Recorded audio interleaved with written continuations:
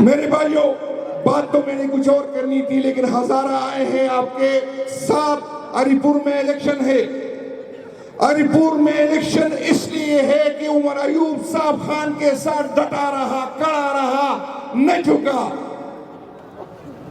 اگر وہ جھکتا تو آج بھی اپوزیشن لیڈر ہوتا، اگر وہ جھکتا تو اس الیکشن پہ یہاں پر الیکشن نہ ہوتا۔ عمر ایوب صاحب اس لیے نااہل ہو گئے کہ اس نے خان سے وفا نبھائی ہے۔ اور میں آپ کو بتاتا ہوں کہ پاکستان تحریک انصاف غیرتوں کی پارٹی ہے، غیرت مند کی پارٹی ہے۔ آپ نے ہم پہ احسان کیا، انشاءاللہ تعالیٰ آپ کے احسان کا بدلہ ہم پہلے سے جان گے۔ ہم دن رات ایک کریں گے، لیکن آپ کی بیوی کو جتلائیں گے انشاءاللہ تعالیٰ۔